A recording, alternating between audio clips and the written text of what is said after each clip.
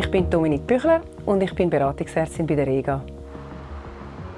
Nehmen wir mal, es gibt jemanden im Ausland, der ist umgekehrt mit dem TÜV. Meistens entweder er selber oder seine Angehörigen in der Schweiz oder seine Angehörigen vor Ort geben das Telefon und erzählen mal, es ist das und das und das passiert.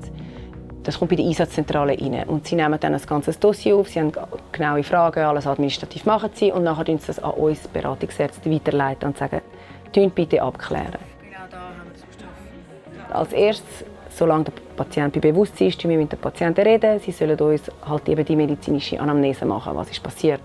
Und dann telefonieren wir mit den Ärzten vor Ort, der behandelnde Arzt dort telefonieren und die ganzen medizinischen Informationen einholen. Yes, hello, hi, here is Dr. Büchler from Switzerland. Hi. So how's she doing? Yeah. Sorry. Can you repeat? I didn't get. You gave one shock. He went into yes, and then he went to sinus rhythm. Okay. Nicht unhäufig bekommen wir Röntgenbilder gesendet über oder CT oder MRI-Bilder. Ja, das ist auch ein Teil.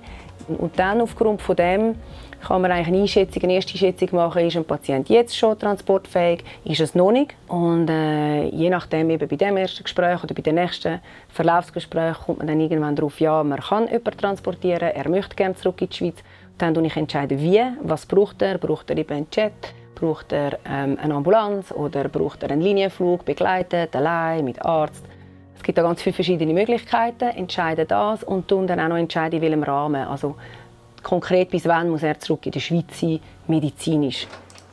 Wenn das entschieden ist, gebe ich das eigentlich der Einsatzzentrale weiter und die dann das eigentlich umsetzen. Etwas vom Ersten oder vom Wichtigsten ist zum Beispiel, was sind unsere Verfügbarkeiten. Haben wir gerade jetzt einen Flüger, kann man heute noch wegfliegen, haben wir morgen, geht es 3 Tage, wo sind unsere Verfügbarkeiten diesbezüglich. Also wir müssen ganz viel austauschen, am Schluss wirklich die Organisation von einer Repatriierung. Man hat gerade so einen Patienten mit Halsweh, der anläutet wie jemand, der bewusstlos auf einer Intensivstation liegt. Also, du hast eine grosse Breite in allen Fächern. Du hast eine Überschneidung zwischen der Reisemedizin und jensten Fachspezialisierungen, was dir auch erlaubt, als Arzt noch wahnsinnig viel dazu zu lernen. Sie läuten häufig an, verzweifelt. Oder? Und man muss mit der Verzweiflung umgehen, man muss sich in den Patienten hineinversetzen, wo er jetzt auch ist.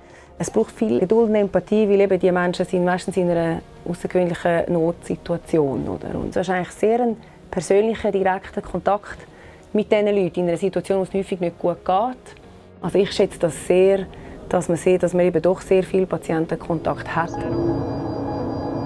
Ganz konkret ist das etwas sehr Schönes, wenn jetzt jemand irgendwo einen Töpfenfall hat, einen Beinbruch hat, das muss operieren, aber das überhaupt nicht dort machen will. Man kann sagen, ja, ist gut, wir schauen. Und man dann kann sagen, morgen oder übermorgen oder in 3 Tagen können wir sie holen und sie können dann den Beinbruch in der Schweiz operieren. Und die Erleichterung, das ist etwas sehr Schönes und da gibt es einige Highlights. Oder?